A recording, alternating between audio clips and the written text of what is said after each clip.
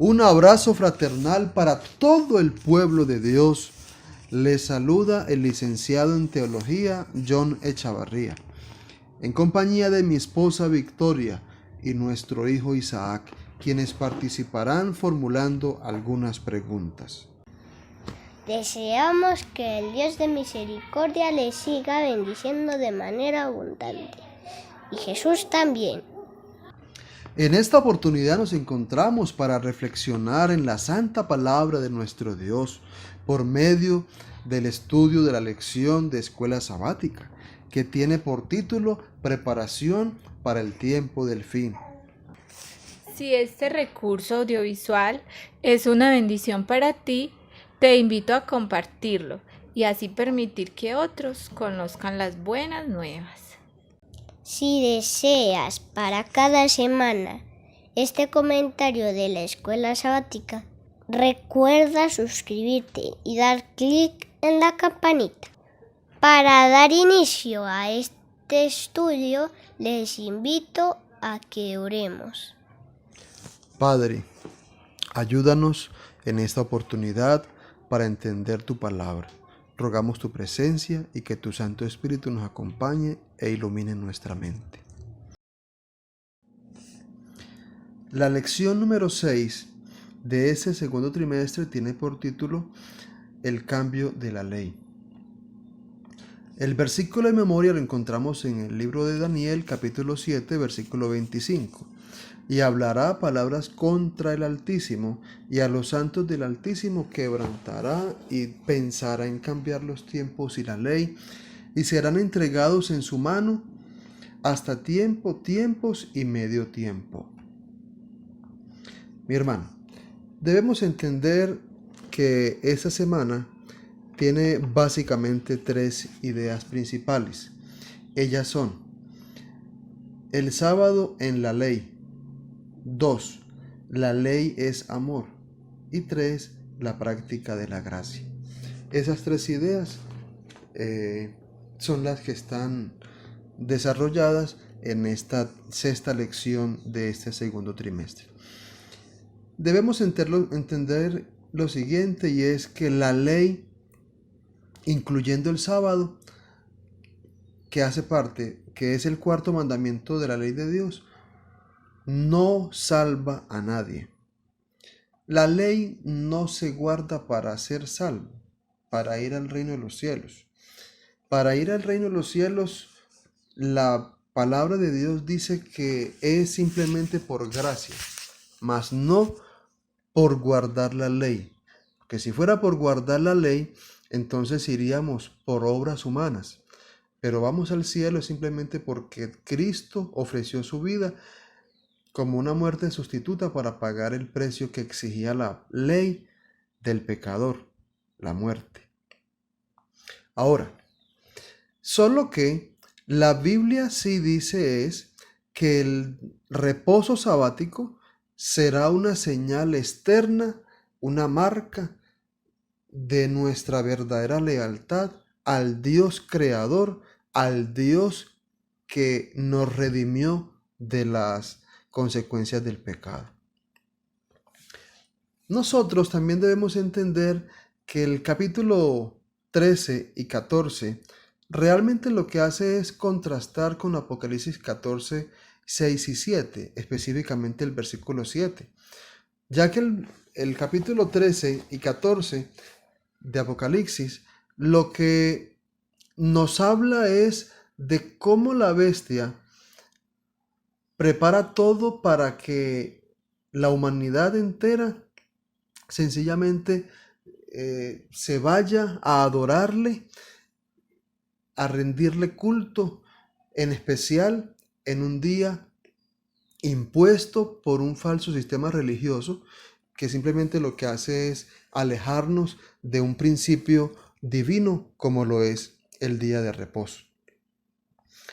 Pero el capítulo 14 de Apocalipsis, el versículo 7, es un versículo bastante interesante para nosotros, ya que dice, nos manda a adorar a aquel que hizo el cielo y la tierra, el mar y las fuentes de las aguas, es decir, a adorar al único creador y a nadie más. Si nosotros hacemos una referencia y si leemos el libro de Éxodo, capítulo 20, donde están registrados los 10 mandamientos, encontramos que es la misma justificación para guardar el día sábado. Allá dice, acuérdate de guardar el día sábado, porque en 6 días hizo Jehová los cielos y la tierra, el mar y las fuentes de las aguas. Ahora, en el capítulo 14 está hablando para el tiempo del fin. El versículo 7 está hablando acerca del mensaje del primer ángel, que sería predicado en el tiempo del fin. Y dice simplemente que debemos adorar a Dios por una sola razón, y es que Él es nuestro creador. Adorar a aquel que hizo, hacer, crear el cielo y la tierra, el mar y las fuentes de las aguas. Es decir, que el capítulo 14 nos invita a adorar bajo la misma razón que nos ofrece el libro de Éxodo en el Antiguo Testamento para ir al templo a adorar en día sábado. Es decir, que el primer mensaje del primer ángel que aparece en Apocalipsis nos invita a adorar al Creador. Y el sábado fue un día establecido por Dios para que también le adoráramos a Él. Papá, yo tengo una pregunta. ¿Por qué si hemos nacido de nuevo seguimos pecando? Es bastante interesante lo que dice el capítulo 8 de Romanos, el versículo 1. Vamos a leerlo. Esta es simplemente una conclusión del capítulo anterior, capítulo 7. Enseguida vamos a leer algunos apartes de él. Ahora pues, ninguna condenación hay para los que están en Cristo Jesús, los que no andan conforme a la carne, sino conforme al Espíritu. Algunos cristianos de algunas denominaciones citan este texto para indicar que al cristiano, para aquel que cree que Jesús es el Cristo, el Mesías, para ese no hay condenación. Y como no hay condenación, simplemente no hay que guardar la ley de Dios. Eso dicen algunos. Pero el texto ¿realmente estará diciendo eso? No. Al afirmar eso, simplemente estamos haciendo que la Biblia diga lo que nunca quiso decir el apóstol Pablo cuando escribió el libro a los romanos. Aquí dice, no hay condenación. ¿A qué se refiere esa frase? No hay ninguna condenación. Leamos algunas apartes. Realmente, si leemos el capítulo anterior, capítulo 7, desde el versículo 15 hasta el 25, vamos a observar que así, digamos, Pablo está queriendo es simplemente afirmar una situación por la cual pasa el cristiano, aquella lucha que hay entre hacer el bien y hacer el mal, entre aquellos propósitos de mente, en la mente que nos podríamos hacer para guardar la ley de Dios, pero finalmente nos damos cuenta que terminamos pecando. Así que queriendo yo hacer el bien, mire lo que dice el versículo 21 hasta el versículo 23. Así que queriendo yo hacer el bien, hallo esta ley, que el mal está en mí, porque según el hombre interior, me deleito en la ley de Dios, pero veo otra ley en mis miembros, otra ley, interesante, que se revela contra la ley de mi mente. La ley de la mente es aquella que quiere guardar la ley de Dios y que me lleva cautivo a la ley del pecado que está en mis miembros. Es decir, el apóstol Pablo simplemente está escribiendo la angustia, la desesperación que puede experimentar un hijo de Dios al encontrarse que entre más lucha con el pecado más lo termina venciendo y trayendo también zozobra para su vida espiritual. Es decir, que la ley de Dios, los 10 mandamientos, no es el problema. El problema es el pecado, no la ley. Ahora, Romanos capítulo 7, versículo 24 dice, así surgen estas palabras, miserable de mí, ¿quién me librará de este cuerpo de muerte? San Pablo está desesperado, San Pablo está diciendo, ¿quién me va a librar de este cuerpo de pecado? ¿Quién me va a librar de realmente el pecado cuando lucho y entre más lucho y quiero hacer el bien y termino haciendo el mal?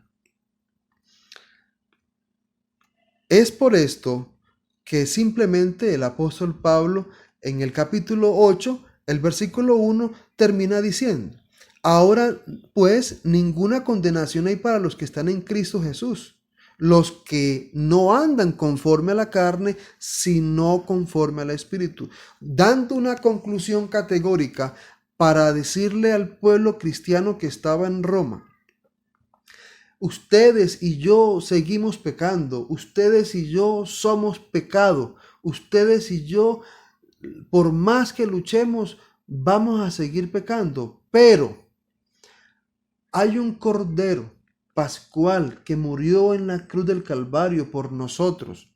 Y todo aquel que cree y mira a Jesús muriendo por sus pecados, simplemente no hay ninguna condenación para él. Si crees que Cristo murió en tu lugar, si lo aceptas como tu Salvador personal, no hay ninguna condenación para ti, porque eres una persona que no pecas, eres una persona que pecas no porque lo quieres, sino porque hay en ti una naturaleza con una inclinación al pecado, lo cual hace, permite, facilita que tú y yo disfrutemos de esos momentos de pecado. Así después sintamos arrepentimiento, pero ese pecado se vuelve placentero al ojo humano. El libro de Romanos, el capítulo 7, en el versículo 7, es interesante. Mira cómo dice. ¿Qué diremos pues? ¿La ley es pecado? Pregunta el apóstol Pablo. ¿La ley es pecado? Te pregunto yo a ti. El apóstol Pablo luego nos pregunta. En ninguna manera. Pero yo no conocí el pecado sino por la ley. Porque tampoco conociera la codicia si la ley no dijera no codiciarás. El apóstol Pablo aquí no está diciendo en ningún momento que no hay que guardar la ley, incluyendo el sábado. No está diciendo que la ley sea el problema. Al contrario, está diciendo que nosotros, los cristianos, realmente vamos a conocer qué pecado tenemos, de cuál debemos arrepentirnos, solo si vamos a la ley y la ley entonces me señalará si soy pecador o no. Romanos 7:12 dice, de manera que la ley a la verdad es santa y el mandamiento santo, justo y bueno. ¿Qué está diciendo el apóstol Pablo en ese texto? Está simplemente afirmando que la ley no tiene nada de malo, que la ley es santa, que es buena, que es justa. No, en ninguna manera, en ninguna parte está diciendo que sea algo así parecido como a un yugo o algo así como esclavizante o algo parecido. No, al contrario, está diciendo que es bueno, justo, santo el mandamiento de Dios. Otro detalle que también deberíamos tener en cuenta es el siguiente. La ley no produce el pecado. La ley no produce la muerte. La muerte es producida por el pecado. Así lo dice Romanos 6:23. Porque la paga del pecado es muerte, mas la dádiva de Dios es vida eterna en Cristo Jesús, Señor nuestro. Romanos 6:23 dice que tú y yo morimos simplemente por ser pecadores, no por guardar la ley. Es que el problema no está en la ley. El problema está simplemente en que tú y yo cometemos pecado. Si tú y yo estamos enfermos, vamos al médico y el médico nos dice un diagnóstico. Entonces nos dice, mira, te quedan tienes una enfermedad grave y te vas a morir en tanto tiempo. ¿Cuál es la solución? Entonces, como el médico me hizo ese diagnóstico, entonces simplemente acabemos con el médico, porque nos señaló el problema de enfermedad que teníamos. Eso hace la ley contigo y conmigo, como el médico. Nos señala cuál es la... ¿El médico nos va a sanar? No. El médico no tiene sanidad para ofrecernos. El médico, ¿qué hace? Simplemente lo que hace es mostrarnos, mira, debes tomarte esto, debes hacer esto. Ah, interesante. La ley hace igual. La ley no te salva. La ley no me va a salvar a mí, pero la ley nos va a mostrar, tu problema es este. Tienes este pecado. Debes ir a Cristo. Y yendo a Cristo, Él te va a dar sanidad. Te invito a que leas. Vamos a leer el libro de Gálatas capítulo 3, el versículo 24. Interesante, categórico este texto para entender lo que estamos diciendo. De manera que la ley ha venido a ser nuestro ayo. ¿Qué es un ayo? Es un instructor. ¿Qué es un ayo? Es un tutor. Un ayo es aquel que te conduce, que te lleva de la mano, que te cuida, para conducirnos a Cristo, a fin de que seamos justificados por la fe. Ah, interesante. El médico no nos salva de la enfermedad, pero el médico sí nos muestra el remedio. La ley no nos salva del pecado, pero sí nos muestra a Cristo, nos conduce a Cristo.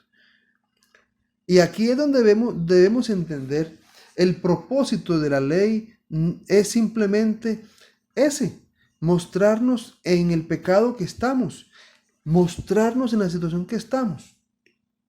Es aquí donde debemos también tener en cuenta lo siguiente. Algunos pasajes de la Biblia son usados de manera equivocada por algunos hermanos y hermanos de otras denominaciones. Y no vamos a decir que de mala intención, simplemente quizás han sido estudiados de manera superficial sin tomar algunos elementos o detalles que estos textos nos dan para entenderlos con una visión más amplia. Juan 20, 19 al 23, leámoslo. Cuando llegó la noche de aquel mismo día, el primer día de la semana, estando las puertas cerradas en el lugar donde los discípulos estaban reunidos por miedo de los judíos, dice el texto.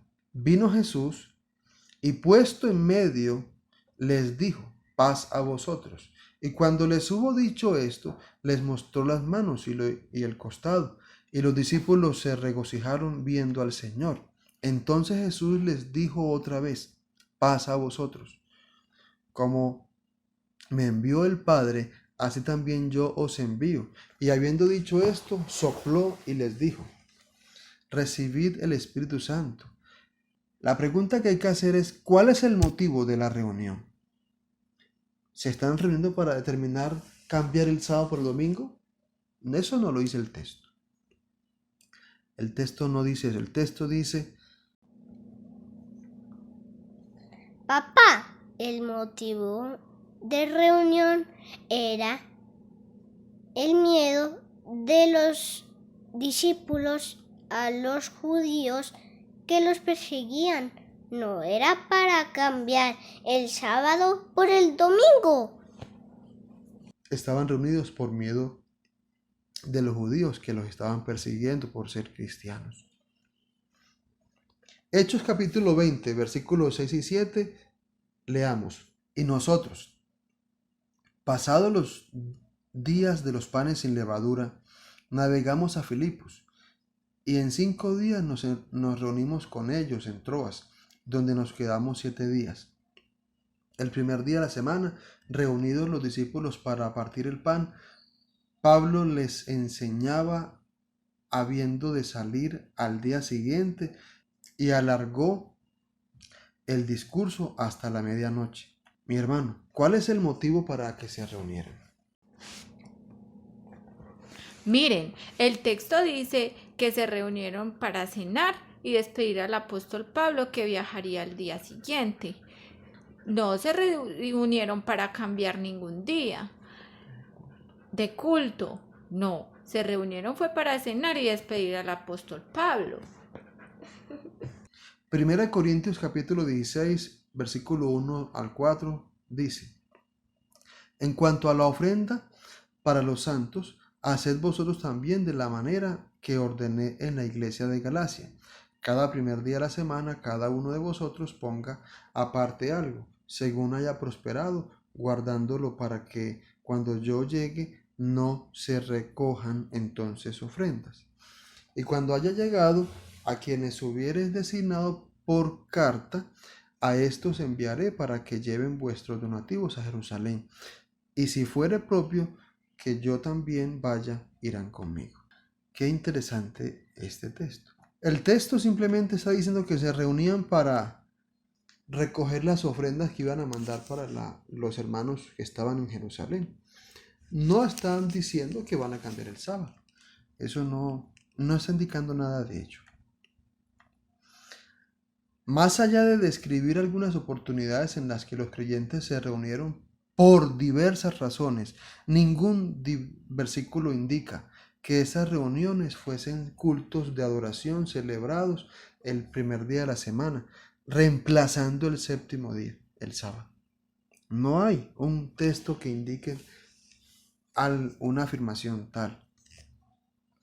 De hecho, cada referencia al sábado en el Nuevo Testamento revela que todavía se lo observaba como uno de los 10 mandamientos de Dios. Miremos algunos textos. El mismo Jesús, nuestro Maestro, a quien decimos seguir, mira lo que el texto de Lucas capítulo 4, 14 al 16 nos dice. Y Jesús volvió en el poder del Espíritu a Galilea, y se difundió su fama por toda la tierra alrededor, y enseñaba en las sinagogas de ellos. Jesús iba a las sinagogas de ellos, de los judíos, y era glorificado por todos. Vino a Nazaret, donde se había criado, y en el día de reposo, el sábado, entró en la sinagoga, conforme a su costumbre, y se levantó a leer. El hecho de leer y de enseñar en la sinagoga, simplemente lo que está diciendo es que estaban en un servicio religioso, en un culto. Lo que nos da a entender que Jesús tenía primero por costumbre de ir el sábado a la sinagoga, al lugar de estudio, a estudiar la palabra de Dios. ¿Sí? Lucas capítulo 23. Versículos 55 y 56 dice: Y las mujeres que habían venido con él desde Galilea siguieron también, y vieron el sepulcro y cómo fue puesto su cuerpo, y vueltas prepararon especias aromáticas y ungüentos, y descansaron el día de reposo, conforme al mandamiento. Aquí es interesante porque las mujeres que se registran aquí son mujeres que estuvieron al lado de Jesús también. Estas mujeres fueron discípulos de Jesús, y en 3 años larguitos pareciera como que Jesús no les enseñó a ellos de cambiar el día sábado por el domingo. Después de su muerte, los discípulos seguían guardando el sábado de la ley de Dios como día de reposo. Interesante. Así que de todo lo que aprendieron en el tiempo con Jesús, estaban también guardando el sábado como día de reposo y que hace parte de la ley de Dios. De hecho, Jesús en algún momento les dijo en el libro de Juan, está registrado, capítulo 14, versículo 15, si me amáis, guardad mis mandamientos. ¿Amas a Dios? Guarda sus mandamientos. No para ser salvo, no. Guarda el sábado para conmemorar que Él es el dueño de la vida, que Él es tu redentor, para conmemorar que tú eres criatura de Él. Papá, ¿nos puedes explicar a la familia si el Antiguo Testamento y el Nuevo Testamento indican que el día de reposo es el sábado? Entonces, ¿por qué tantos cristianos observan el domingo? El libro de Daniel capítulo 7 en el versículo 8 dice: Mientras me fijaba en los cuernos, vi surgir entre ellos otro cuerno más pequeño. Por causa de este fueron arrancados 3 de los primeros. El cuerno pequeño parecía tener ojos humanos y una boca que profería insolencias. Te cuento rápidamente el contexto de este texto para que lo entendamos. El texto está hablando que surge una cuarta bestia. Dice que la cuarta bestia, la primera, la segunda, la cuarta bestia, son simplemente símbolos de los imperios mundiales que hubo en el pasado, iniciando con Babilonia, luego Medo-Persia, luego Grecia y finalmente el Imperio Romano. Pero la cuarta bestia es el Imperio Romano. Y dice entonces, el texto dice que este imperio tenía 10 cuernos, simbolizando que cada cuerno representaba un reino en el cual se dividiría el Imperio Romano. Pero luego dice que surge podríamos decir, el cuerno número 11. Ese cuerno número 11, simplemente cuando surge, entonces Daniel le llama un cuerno pequeño. Pero ese cuerno pequeño lo que hace es que tumba cuando va saliendo de la cabeza de esa bestia, derriba, tumba, desplaza, acaba con 3 cuernos. Simplemente lo que está diciendo es que ese reino acabaría con otros 3 para poder posicionarse y continuar y ser el Imperio Romano después de su caída. Entonces continuar con la filosofía romana desde lo religioso. Entonces se convertiría en un poder político religioso como lo vemos hasta ahora. Pero lo interesante de esto es lo siguiente: que después que terminan con el Imperio Romano, surge un cuerno pequeño. Y que este cuerno pequeño es parte del Imperio Romano, solo que en una fase posterior. ¿Qué otra cosa podría ser este poder sino el mismo papado que surgió directamente de Roma y hasta el día de hoy todavía es parte de él? ¿Qué haría este cuerno pequeño? Es la pregunta que viene hoy a colación para discutir. Daniel capítulo 7, a partir del versículo 23 hasta el 25, es bastante claro para entender esto. Dijo así: la cuarta bestia será un cuarto reino, cuarta bestia, un cuarto reino en la tierra, el cual será diferente de todos los otros reinos, y a toda la tierra devorará, trillará y desplazará, despedazará. Y los 10 cuernos significan que de aquel reino se levantarán 10 reyes, y tras ellos se levantará otro, el cual será diferente de los primeros, y los 3 reyes derribará, y hablará palabras contra el Altísimo, y a los santos del Altísimo quebrantará, y pensará en cambiar los tiempos y la ley, y serán entregados en su mano hasta tiempos y medio tiempo. El versículo 25 dice que ese cuerno pequeño intentaría cambiar la ley de Dios. Atrevido. pero lo piensa hacer. ¿Cuál es el cambio? El cambio es simplemente ¿guardas el sábado o guardas el domingo?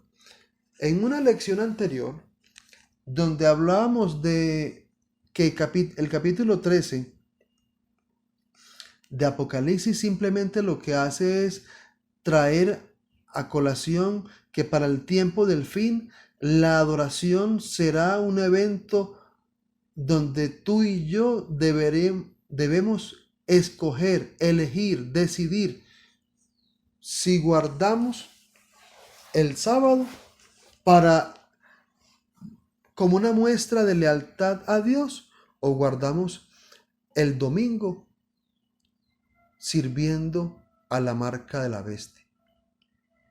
Papá, mamá, hermanito, debemos entender esto. El sábado será clave para reconocer el pueblo de Dios en el tiempo del fin. Mi hermano, que me escuchas, ten presente esto. Dios te está llamando para que tú y yo seamos fieles a Él, pase lo que pase, sin importar las consecuencias. Así como aquellos 3 varones hebreos que estuvieron dispuestos, sin importar las consecuencias, dispuestos a ser fieles a Dios sin importar las consecuencias y sencillamente desafiar al mundo a ser fiel a Dios y no por miedo terminar adorando a la bestia y a su imagen. ¿Quieres guardar el domingo por miedo? Terminarás adorando a Satanás. Recuerda que quien pierda su vida por amor y por lealtad al Dios eterno, hallará la vida si la pierde. Oremos. Amado Dios, Padre, gracias te damos en esta oportunidad porque nos permites entender la necesidad que tiene tu pueblo de comprender el tiempo en el que vivimos, que es los últimos días, el tiempo del fin. Por esta razón te pedimos que este pueblo que escucha este mensaje, todos podamos comprender la necesidad, la urgencia que hay para el tiempo nuestro de buscar a Dios, de buscarte a ti, con espíritu y en un corazón humilde, contrito y humillado delante de tu presencia. Guárdanos, bendícenos y que tú seas con cada uno de nosotros. Te lo rogamos en Cristo Jesús. Amén.